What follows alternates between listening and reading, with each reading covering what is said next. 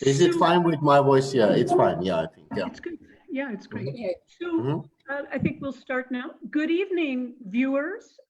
This is the 7th lecture in a series on nonviolent governance, and particularly looking at the Armenian example. We are speaking tonight with 3 incredible people. We have my co-moderator, Rajni Bakshi from India, from Bombay. And Rajni is a Gandhian scholar, journalist, as well as a human rights activist. She has been very involved in an organization. She was elected last year, actually, in an organization that is looking at religion for peace. It's an international organization. And we welcome you, Rajni, as the co-moderator of today's session. We also have from Armenia, Hovhannes Hovhannisyan. I hope I've pronounced it all right. Hovhannes is a member of parliament in Armenia. He's the deputy chair of one of the main standing committees that is looking at culture and education, as well as he is the chair of the Armenian-India Friendship Group, which has been supporting many of the relations, both economic and social, with India. We also have with us, welcome, Hovhannes ji. It's wonderful that you could spend the time. Thank you very much. We also have Rich Rubenstein with us. Rich is a professor, continues in his duties as a professor at the George Mason University in Virginia in the United States. And he's been teaching and writing on conflict resolution for a very, very long time. I won't go through his long biography, but what is amazing, Richard, is how you started really in the issues of religion and interreligious dialogue, and have moved very broadly to structural violence and the whole range of issues around conflict resolution. And we thank you very, very much for joining us tonight and spending time. So I now am going to turn over the moderation to Rajni, and will be here in any kind of supporting role. Rajni, this freedom of religion as part of the new Armenia, how do you proceed? How do you want to proceed? Thank you so much, Jill. And I would like to begin by thanking the entire Jai Jagat community for giving me the honor to be part of this discussion. So the format that we will be following is that both Hovhannes and Richard will speak for about 8 to 10 minutes each, and then we will have a discussion among ourselves. And we hope in the end, at the last 15-20 minutes or so, that if technology allows, we can take questions from the audience. So I would invite Hovhannes to please begin by giving us an overview of this topic in Armenia. Thank you very much, Rajni. Thank you very much, Jill. And thank you very much, Richard, for this interesting and challenging talk due to the situation we have now in the world.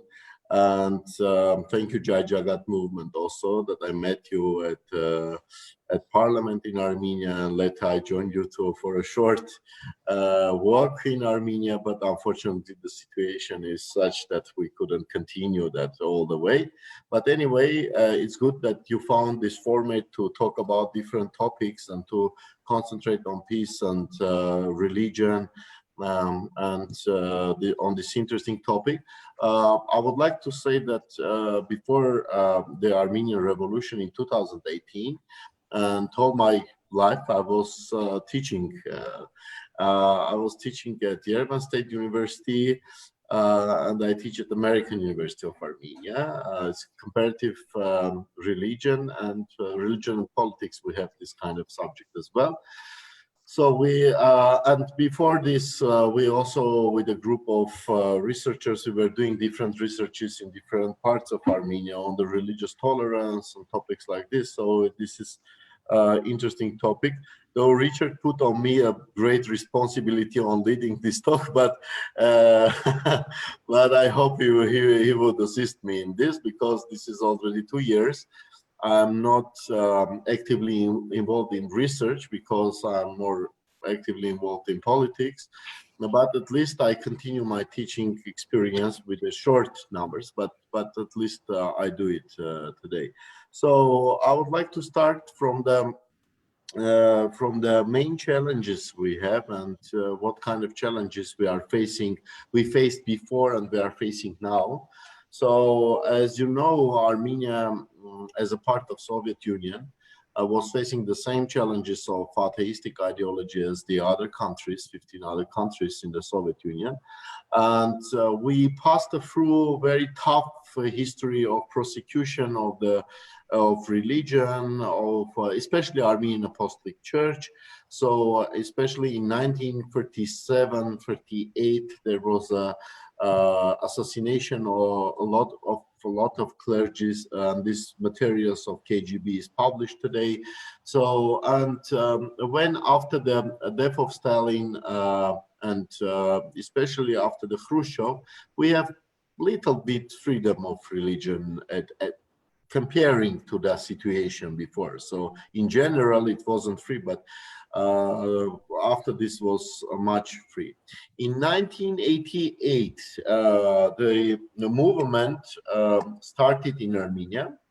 It first started, many people even living in Armenia, they don't know that it started as an ecological movement. And when it turned to a political one, and which led to the announcement of independence of Armenia, but in 1991. But before the announcement of independence of Armenia, there was election of parliament, and the majority of this active people of movement, which were called Karabakh movement, Karabakh committee, they become part of the parliament. And one of the first laws which was adopted by the parliament in 1990,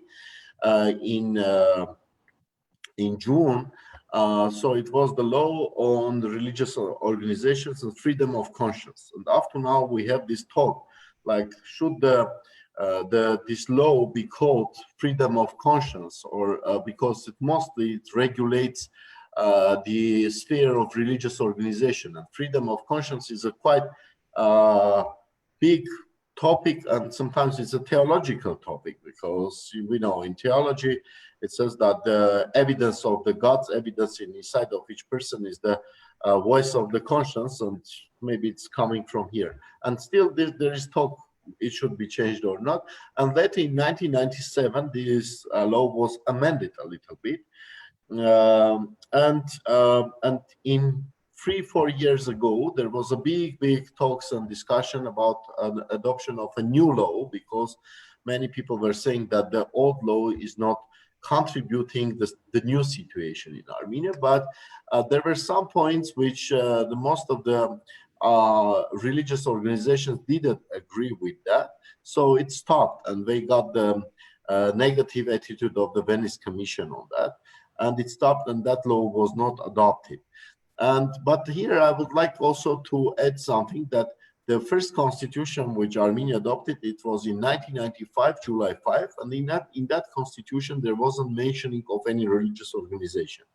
Later in 2005, the constitution was amended, and there appeared an Article 8.1, 8.2, which says that the Armenian state recognizes the special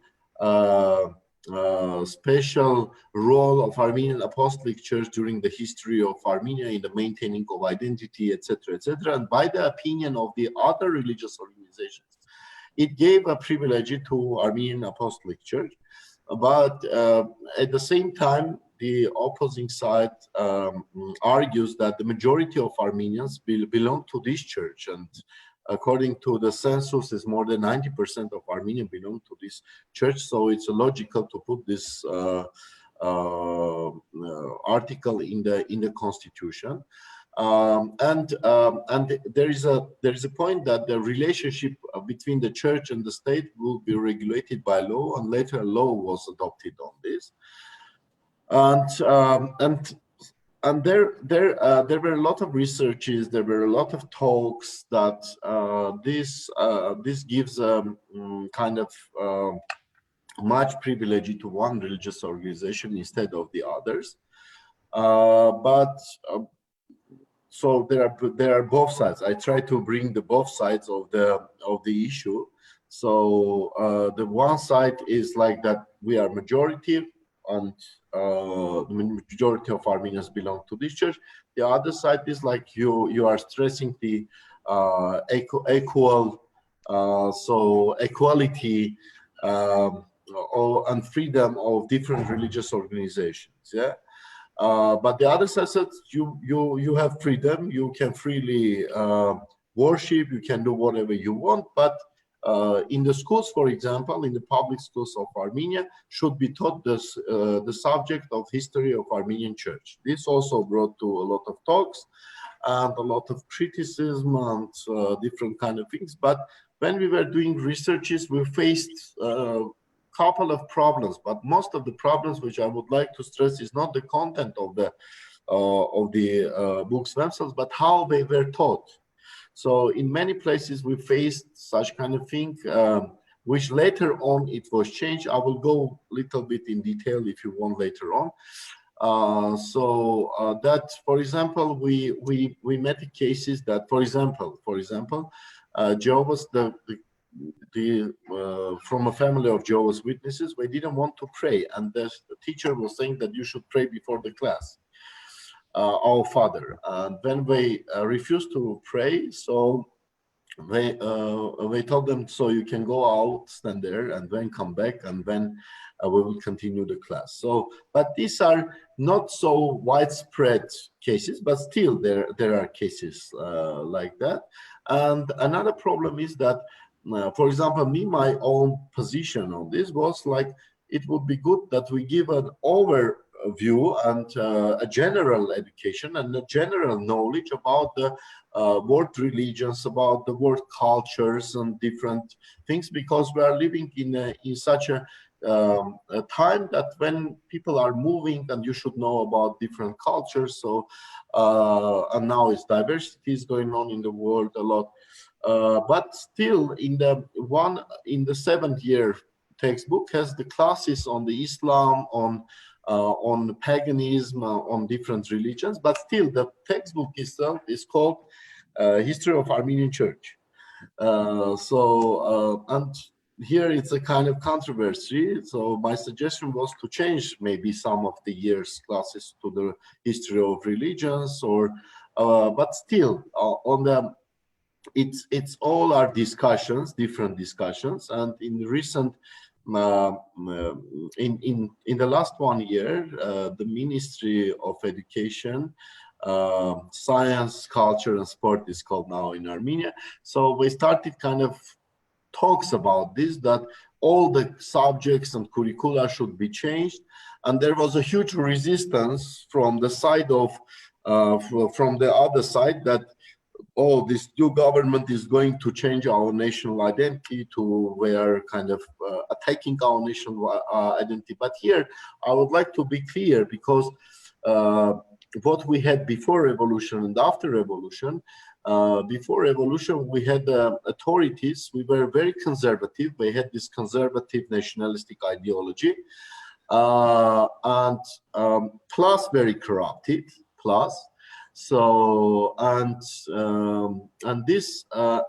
they use this nationalistic ideology to cover up this all corruption and this kind of conservatism, if I can say so.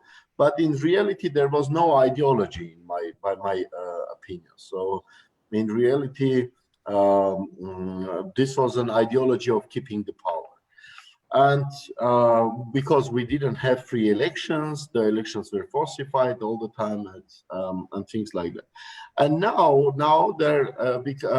after revolution, the authorities they came to power by free democratic elections, and we are fighting against corruption. We are promoting the democracy in any sphere, and now the attacking. If you see or analyze the news in Armenia, you will see that they never use the word corruption towards the new authorities, because they understand that it will not work.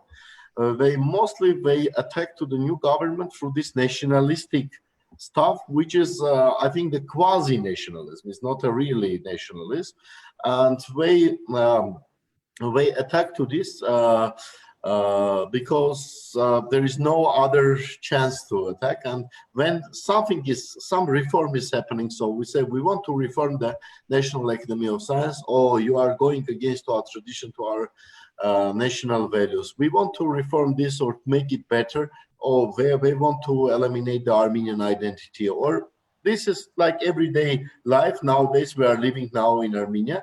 And the recent events also kind of touched the church as well. So in 3 or 4 days ago, maybe, the head of Armenian Church, he made a kind of announcement that due to this coronavirus time, etc., he suggested to change the mean of the arrest of the second president, who is now under the arrest, second president of Armenia, which raised huge kind of talks in Armenia. And vice head of the parliament, he criticized very strongly to this statement.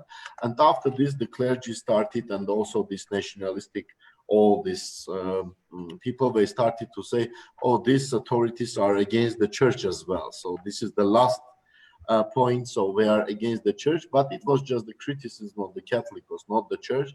All the people say we are followers of the church, but we differentiate the head of the church from the church. But still, this nowadays and today, it's one of the hot topics we have in Armenia now. So if you want, I can tell more, but maybe I will stop here, and maybe with questions we'll go forward.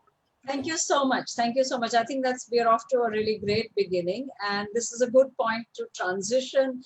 Richard, can I invite you now to please share your thoughts, and then we'll have a discussion. Okay, thank you very much. I'll be glad to. I'm very happy to be in this company and in this program, and thank you to Jai Jagat for asking me. A special hello to my dear friend Irakli Kakabazi. Hovannes, I thought that was a wonderful, interesting statement, and so I'm going to just do some little bit of commentary on it. In fact, when this plague is over, I hope we can get you over here to talk at our school, at our university. One of the things that your remarks point to is the relationship, the complex and in some cases difficult relationship between religion and the nation, or religion and nationalism. And one can understand, especially in a country with Armenia's history, and you could say the same thing about a lot of ex-Soviet territories, that the local religion would become identified with the nation in a very kind of profound way. For lots of people, it would come to symbolize national identity and be a way of expressing national identity. First thing I want to point out, though, is that this is not limited to nations who have that particular historical experience. This is a global phenomenon. When I go to the baseball game in America, in the US, and there comes a time in the baseball game when it's traditional for people to get up and sing a song. They sing, "Take Me Out to the Ball Game," but not now. Now they sing God Bless America. So that you have already here also this fusion or this drawing closer of religion and nationalism, which also reminds me that also on a global basis, the kind of distinction that we used to try to make between secularism and religiosity. These were the great opposites.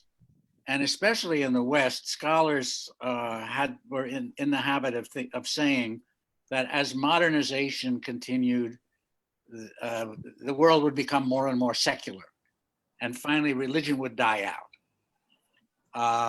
That was, I don't know if that was wishful thinking on their part or a kind of Western chauvinism, but it was wrong. In fact, the opposite happened. Starting with the Iranian Revolution, religion became a more important factor in global politics than anybody imagined that it could be. And it began with a great resurgence of what some people call fundamentalist religion. Well, let me say that, first of all, there's some confusion about what religion is. And so it's important for us, I think, to recognize that in addition to the traditional religions, the example that I just gave of the singing God Bless America at the baseball game shows you that there is such a thing as what the sociologist Robert Bellah called civil religion, as well as the traditional organized religions. And that people all over the world are experiencing some combination of traditional and civil religion reviving in their countries. So one of the things that we can't, it seems to me that we can't do is to say religion is trouble. Religion should go away because many people believe that if you ask them about religion and conflict, they'll tell you all religious conflicts are not resolvable because people are so dogmatic and they're so intense and you can't resolve value-based conflicts and so on, which is I think involves a misunderstanding of what the role of religion is in conflict, in social conflict, which is really another topic. I don't think we have time to go into it right now. But most conflicts involving religion are not just doctrinal. In Northern Ireland, the Catholics and the Protestants are not arguing about the Eucharist or the power of the Pope. They're arguing about who has jobs and who doesn't, and what one group did to the other in the 18th century, and so on. So that all over the world, we see religion becoming a feature of conflict, a factor in conflict, in part because it becomes a focus for all sorts of other kinds of conflicts: social class, ethnicity, nationality. So the answer to this is not to say we wish religion would go away. It's not going to go away. The answer, in fact, I think that I can think of a few answers. One question is this: where religion becomes a badge of national identity, as Hovhannes is pointing out, it has in Armenia, through the Apostolic Church. And it raises there are obvious problems raised about minority rights, and so when that happens. Although, of course, Britain has an established church too. So exactly how that establishment happens and what it means varies a lot from case to case. But from a conflict resolution point of view, one might say, yes, if you are Armenian, it's likely that a lot of you, a majority, may have a special relationship to the Apostolic Church, the Armenian Apostolic Church. my own research in religious history has showed Armenia playing a very important role in early Christian history, and so on. But the other question is, what's the identity problem? In other words, is there a deficiency? Is there a threat to the identity, which maybe religion may be part of the response to that threat? Also, armament may be part of that. I mean, there may be other ways of responding to the threat as well. But to talk about it being a part of the identity without talking about what's the state of that identity, in other words, what's the need? I think is a mistake. So that we might then be talking about the recovery of nations like Armenia from the trauma of having been occupied and oppressed. And then the question becomes, how do you recover from trauma? So that, and from a conflict resolution point of view, I think we're always asking that question: what is the deficiency which is being made up, which people hope will be cured in this particular way, and is that going to actually solve the problem? I remember going to Malta, where I do some teaching. We have a joint program with Malta. And on one occasion, addressing the clergy of Malta, about, I don't know, a couple of hundred priests. Malta, as you may know, is 98% Catholic. And I came to the meeting after first going to a museum, memorializing Malta's victory over the Turks in the 16th century, when there was a Turkish invasion, a Muslim invasion of Malta, and the Knights of St. John defended Malta against the Turks. They're still talking about that. That's their chosen. That's what Vamek Volkan calls their chosen glory. They repelled the Turkish invasion. And I talked to the priest there, saying, I understand that Malta is 98% of the people on this island are Roman Catholic of one kind or another, that you're proud of your Catholicism and that it's linked with your nationality. But the way you're defining the nationality is, we defeated the Turks. In other words, you define who you are by who you're not. And in the course of doing that, you make a vision of yourself as being holy and the other side as being polluted. You're the defenders, they're the aggressors. You're good, they're evil, and so on and so forth. Said that so one can see nationalism, including nationalism linked with religion, as a healthy, liberating force, and a force that people are going to, and a very popular force in the world still. People keep saying it's dying, it's not dying.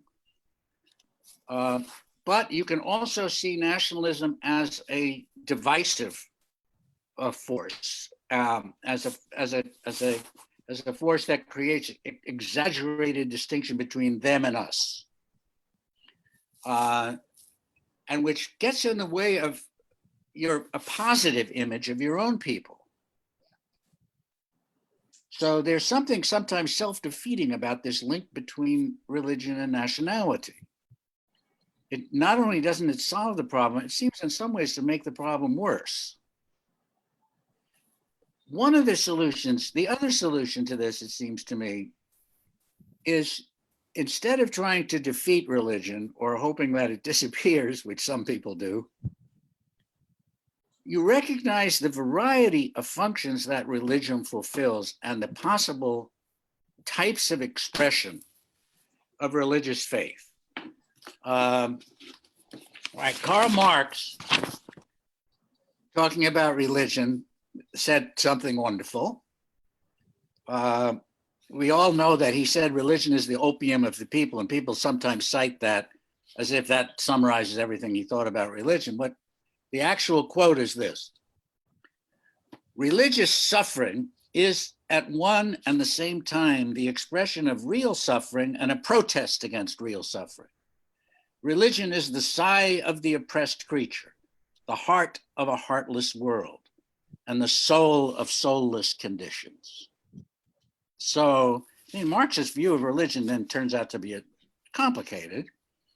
And one of the things I'm sure he had in mind was that if you think about successful movements for social change, especially nonviolent movements for social change, but even some of them are violent, religion always plays a key role, almost always plays a key role. And sometimes that's traditional religion playing that role, and sometimes it's the civil religion playing the role. In its revolutionary phase, Marxism is a civil religion. And I'm just thinking of my history of my own country. In American history, there wouldn't have been an abolitionist movement, a movement to abolish slavery, without religious leadership. There wouldn't have been an anti-war movement without religion. There wouldn't. So the possibility that religion can be not just the protector of the status quo, or the expression of, let's say, conservative nationalism, but might also be a force for progressive change, for even for radical change, is something I think we're going to be seeing more and more of. I think religion is destined to play more of a progressive role in the world and generally, and maybe in Armenia as well. Thank you so much, Richard. Thank you. Thank you. On that very important observation, I think that religion is here to stay, and it has many diverse functions in human life. Psychological, spiritual, of course, is obvious, and sociological. I wanted to go back to a point that both of you touched, and perhaps if you could look at that. We are also in a period where the difference between patriotism and nationalism has become very sharply visible.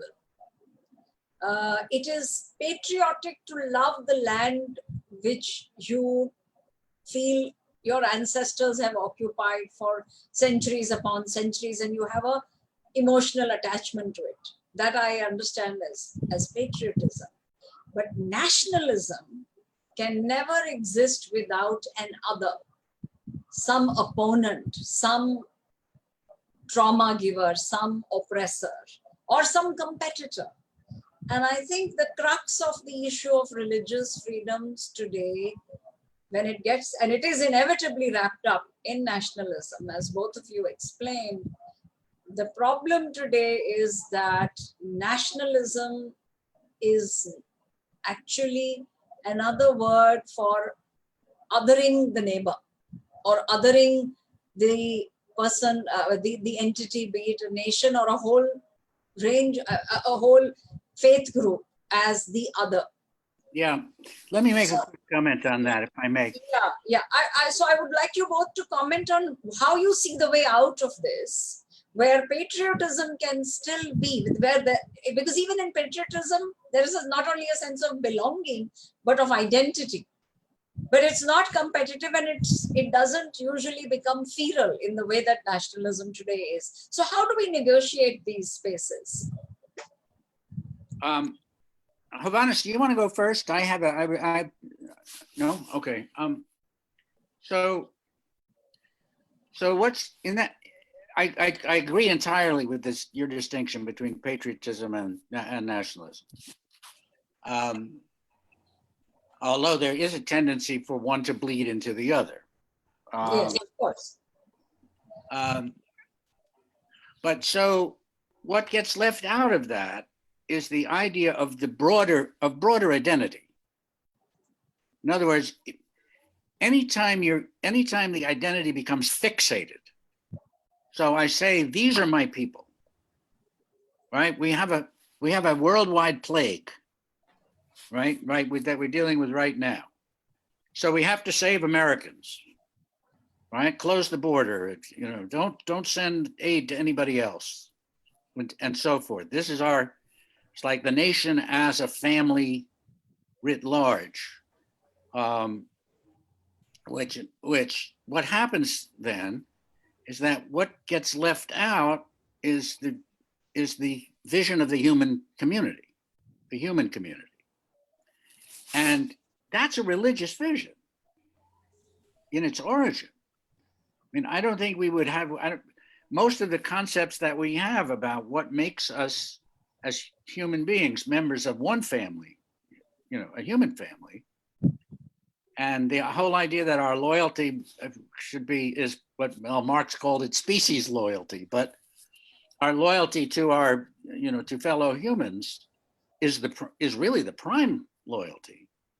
Okay, there are some contradictions, and I understand, given the state of the world socioeconomic development at the time, you may have to take care of people closer to home first. But what happens is that essentially religious vision of a common humanity, of all as being children of God, gets lost. It becomes meaningless.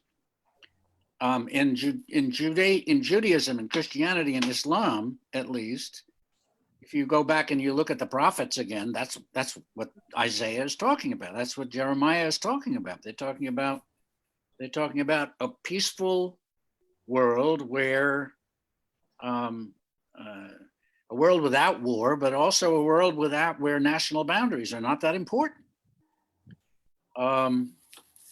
So how we get our religions in particular to reconnect with that tradition, I don't know exactly, but I think that's got to be on the agenda. Otherwise, you get this unhealthy fusion of religion and nationalism. Thank you so much, Richard. Hovannes, would you like to add? Yes, of course. I would like to say something which Richard said, and kind of Richard talked about the theory, about the different approaches. So I would like also, it came to my mind the Brubaker's very interesting article on the interrelation of the religion and nationalism, the 4 forms which he gives there. So, and yeah, and it's very interesting. And so when you were talking, Richard, the theorists and the people were coming to my mind, the Peter Berger and then Jose Casanova and all others who were talking about the public religions in the modern world, the privatization of religion, deprivatization of religion, all these things we face now. And I can say that recently one article was published, co-authoring with me and a German scholar. So we were talking about multiple secularities in Armenia. So we were promoting this theory that there are multiple secularities. When we are talking about secularization, we can't talk about one form of secularization in Armenia. We should talk about many different forms of secularization, like people who are not going to churches, but they believe in God, or how we can identify them. A lot of different things, and we also analyzed the recent situation in Armenia. But here about the identity issue is one of the major discussed topics in Armenia, by the way. Which clearly is connected with the past, because without the past, evaluating the past, we cannot go forward. This is also the Smith is talking about this in his identity, in the topic of identity. So we can say that you are totally right. The Armenian genocide in 1915, it took an essential stamp on Armenian identity, and which we can see everywhere, and we can't escape from that, and we don't want to escape from that. And here, and I remember one interesting thing. First time when I went to China, at the airport, I saw a sign on this tunnel. It was written "Nationalism, Innovation," something like that. not nationalism, sorry, patriotism.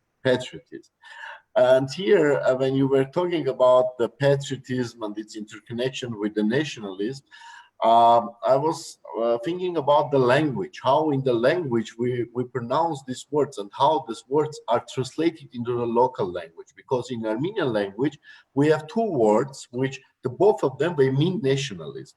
And one of them has a positive character, the other has a negative character. So, yes, and this is very interesting. So it means which word you use, and the tongue is very important here, and the message depends on the language you are using. So the language is very important here. What kind of language you are using, and here when we are talking of patriotism, I can say that patriotism is more inclusive nationalism instead of the exclusive nationalism, which is it's more concentrated on your nation, and it's more concentrated on your national values, etc. And all the time you are talking about this. And you are also right mentioning that the Christianity has an essential role in Armenia. That when somebody is talking about Armenia, two things comes to your mind. So first is Mount Ararat, and the second one is that Armenians are the first who adopted Christianity as state religion in 301. This is like a brand of Armenia, and this also kind of played its own role in the formation of Armenian identity, by the way. And when we are talking about Robert Bella and the civil religion, I would like to say that in recent years, we try to kind of promote the idea of civil religion in Armenia. For example, at schools, so playing the anthem, the national anthem of Armenia, or 12 o'clock at night, all TVs, they play the song, the anthem of Armenia, the national anthem of Armenia. But there is this issue that it's made, sometimes it's more artificial, and it doesn't go too far into the people's minds. So the idea of civil religion, because idea of civil religion should be connected that they should feel that they are citizens of Armenia. They should feel that they have not only rights, but also they have responsibilities. They also should, they shouldn't just to ask from the state, but they should also pay the taxes. So, and this makes the whole picture of that. So now we are trying to bring this ideological change in the minds of people, and we say that this is a revolution of value system. So you should change your value system, and this is very important to promote. And after this only we can talk about civil religion, because without this we can't talk about civil religion in Armenia. It will stay just an artificial sign, and it will stay like there. And the last point, I don't want to use too much thing here. It's very important also, you mentioned about the social change, and that religions can and should make the social change. I agree with you that the Peter Berger and the others, when in the 60s, we were talking that religion is going to some place, to a private place. Later they said that this is not. And now we see that religion is becoming to the public space, but it's coming back to the public space in different forms. It's not the traditional forms of religion that we are coming back. And here it's very important also that we should, and all the time I stressed it, that it's one of the most important functions of religion is the social functions of religion. So, and the social functions, and I all the time quote the Catholic Church and the Orthodox Church that they have their social concept, and they know how to deal with the society, with the individual. So this all, it's written there. So these coronavirus times, I all the time say that church should be, this is a chance for the church. So like to go to the public, to go to hospitals, to implement their social function. And here people will see what is the role of the religion. Now they go only to the liturgy and baptism, and this becomes kind of, they are separated from the church. They go to church like time to time, and they don't feel the presence of the church in their life. but through the implementation of the social functions, which church should do, and I don't think we are doing in the whole sense. So this coronavirus period, this time is a chance for many religions to go to the public, to go to the people, to talk to them, to preach their ideology, even whatever, but to help them somehow. How they will implement their psychological function, they will implement their social function, they will implement their integration function, everything. So sometimes I'm in a little bit disappointment why, for example, many people of Armenian Apostolic Church, they are not so active in this period, and they are not going to the public and helping, because people really need their help here. Thank you so much. Thank you. I wanted to add one other dimension, because both of you mentioned the positive power of religion. That when Huntington wrote his work, The Clash of Civilizations, back, I think it is what, 93 or 94. I remember that Edward Said wrote a rebuttal in which he said something I've never forgotten. Firstly, he debunked the whole thing, because he said that the real crisis coming upon us is inside every religion. And so what we are going to be dealing with is actually a clash of ignorances, not a clash of civilizations. And I think we are seeing that playing out very much in the coronavirus situation also, where there is one section, I think maybe of every religion, that is saying, oh, this is all nonsense. We must have the freedom to assemble and go to church and hold our gatherings as normal. And there are others who are saying, no, this is a fundamentalist view, and you have to put science and biology ahead of something that you do by rote because a book says you should do it. So how would you respond to this? Both in America and in Armenia, what are the prospects for creatively grappling with the roots of the fundamentalist approach within each religion? Well, Hovhannes really said it very well. I think this is especially, if you're interested in religious history, this is how Christianity succeeded. It became one of the main things that the early Christians had going for them in the Roman Empire, was that the empire was stricken by plagues and also other natural catastrophes. And it was Christians who organized to help people to deal with the effects, the after effects of these disasters. That's where they made their reputation, as being a different kind of group. So that could happen again. But Hovhannes' remarks also suggest that when you talk about civil religion, as well as organized religion, just as there are many kinds of secularism, as he correctly points out, there are also many kinds of civil religion. Right.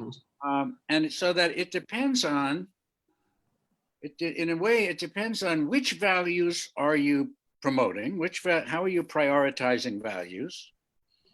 And it depends, socially speaking, on who are your allies. Are you basically representing the interests of the haves or the have-nots?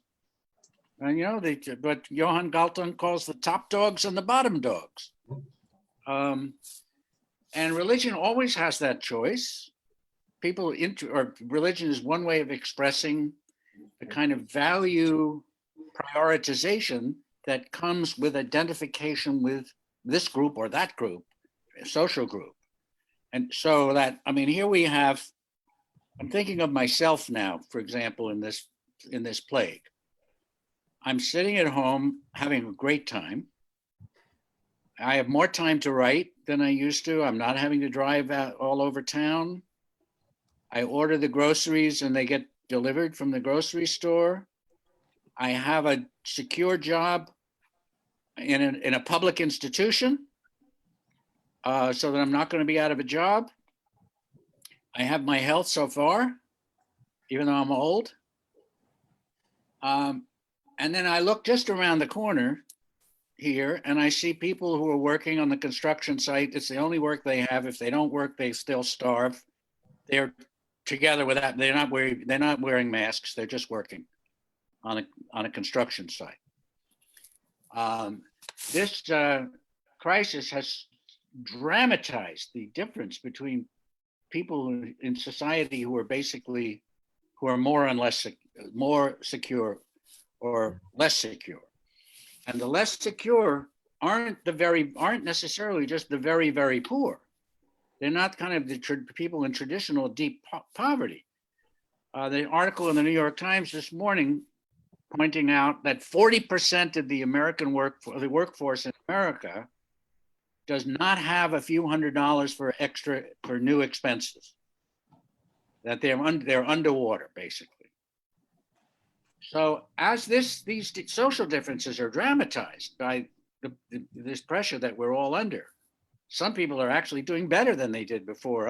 Many others are doing worse. Then it becomes a choice for everybody, but political parties, etc., but also for religions. Who do you view as your primary clients here? Right? I mean, to whom do you owe the ultimate duty? And Hovhannis's work, his remarks already suggest what the answer should be to the masses of people in need. Second, a corollary to this is if what we're witnessing here is not just a plague, but a plague plus a system that's failing under pressure, under this pressure, what kind of system should we reconstruct? When the post-coronavirus world is not going to look the same as the pre-coronavirus world. And I think now that these questions are going to be these questions of how do we really want to live? How can we secure ourselves against this happening again in the future? And how can we do something about the people who are underwater now because of the crisis drop, like the people in New Orleans and Hurricane Katrina, all the poor people who were flooded. That's happening again. One further complication, since our issues that we started with is freedom of religion, is that even in this time of absolutely life and death issues, the threat of mass death, our differences on the basis of religion have not reduced. In fact, they are becoming more sharply defined. At least in India, that has happened to some extent. Yeah. I wanted to know if you're facing that problem in Armenia. I know that you, in terms of percentages, your non-apostolic church population is very small. But do you have a problem of religion-based minorities being treated unfairly or differently? Because that is one of the ways freedom of religion gets undermined. Can I start from a different angle? First of all, I would like to say that Richard is looking very young. So and sounding even younger. And comparing to him, I'm at the working place now in the parliament. though I'm doing my teaching through from here, from the parliament also through the Zoom. So, but as many times we stress that any crisis is also an opportunity. It depends how you use that opportunity. For example, the founder of Zoom, he became richer for $3-4 billion during the coronavirus period. And for some people, it's a great opportunity. For some people, it's a crisis, real crisis. And we have the same situation that people working on constructions on different places, they don't have money. And but this crisis also reveals the unknown side of your society. So And amazingly, there are hundreds of different groups in Armenia. Young people, they come together. They join, they start to make money, fundraising. They go to people. I just was watching a video when two young guys by themselves, without anything, they were approaching to old people in the supermarket, and we were telling them, today we are going to pay for your bill. Don't pay that. And people were amazed. Like this is really during these critical times, people come together, they join together, and they become one unity. And this is the good side of the of this. So all people, even states and nations, they try to help each other, though everybody has some problems. So, but they are helping each other, and this is very good. And here I would like to say that also this crisis revealed many mistakes done, so that we should pay much attention. The states should pay much attention on the healthcare. We shouldn't save money on the on making the healthcare system the best. So, and we see now that many countries, they started to spend money on the healthcare and started to think about this. And I think here is also the religions have many big role to play here as well, by the way, because by their channels they can raise money, they can help this. Because, for example, in the Armenian case, we have a huge diaspora abroad. We have 4 big centers. I didn't talk about this. We have the Echmiadzin, Holy See Echmiadzin in here in Armenia. We have Cilician Catholicosate in Lebanon, which moved from Turkey to Lebanon after genocide. We have 2 patriarchates, one in Constantinopolis, it's called Constantinopolis Patriarchate, and the other in Jerusalem. Plus, we have a very strong evangelical community and very strong Catholic Armenian community. The center also is in Lebanon. So this is a huge network, and we should use this network for, and because sometimes the churches also, they had problems with each other. So they should, the Armenian, the branches of different churches, they should ignore these all differences and the disputes, and make, when there is an idea, for example, in 1988, when then there happened an earthquake in Armenia. So the churches, they forgot their differences. They came together to help Armenia. And now there is such kind of situation that they should come together and join and try to help the country. And one interesting thing, I never have seen that the Easter liturgy is made only for the clergy. So there was nobody in the church. So they prohibited people to come to church, and all other religious organizations, they had this understanding. They don't do their masses. People don't come together because they understand that this is a problematic. And here we can talk that we also went into this category called cyber religion. So somehow that is, we are watching the liturgy online now. But anyway, I would like to say that in recent years, there wasn't any identified cases of hatredness or problem towards the other religious organizations in Armenia. I would tell you that the ethnic groups in Armenia, they are in a very good position. All ethnic groups, they mentioned this. We have in parliament, we have Assyrian representative, Kurdish representative, Yazidi representative, Russian representative, and they fully participate in the life of Armenia. And so they are like, we don't differentiate. Armenians, Yazidis, Kurds, all like we treat as our brothers. So, but in case of religious organizations, I cannot say that there were no problems at all. In the history, in the last history, there were problems with Jehovah's Witnesses, serving in the military, and when a case was in the European Court of Human Rights, so, and the case was precedentary case, Bayatyan versus Armenia. After this, Armenia had to pay a lot of money and adopt a law of alternative service, and this problem was solved by adopting this law. So there was cases with the Word of Life Pentecostal organization. And by the way, the majority of Armenian different religions, they represent the Pentecostal movement, as everywhere, I think, today. So, but nowadays, like, people freely, they raise the word, they raise any problem immediately, they write on Facebook or by any other media, they write to the parliament people, to the government. Everybody is open, and any issue which is raising is not raising because of the government, it's raising between the society members. That's right. This is the only space now we have problems. So we had kind of problem in one of the villages when the head of the school was saying that these teachers may belong to other religious organization. I don't allow them to teach. But these problems kind of arise between when the government people go there to solve the problem. So it's not because the government people are making the problem.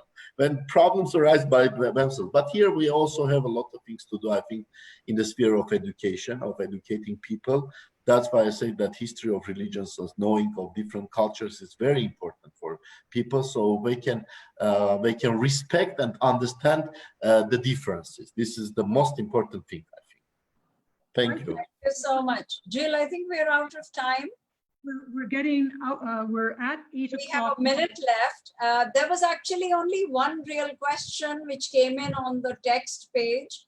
And I think that question has actually already been discussed, that what are some ways governance can ensure freedom of religion. So if you would both like maybe 30 seconds for closing remarks, because we have about a minute left. Well, I will just say once again how much I enjoyed participating in this. I really learned a lot from Hovhannes and also from you, Rajni. Thank you. And it was a pleasure to meet you also. I'm glad to end on a note of hope. Yes. As Hovhannes has done, I think our hope should be high. That's right. So anyway, thank you for having me. Hovhannes, would you like to say? Thank you, Richard. Thank you, Rajni. Thank you, Jill, for this great opportunity.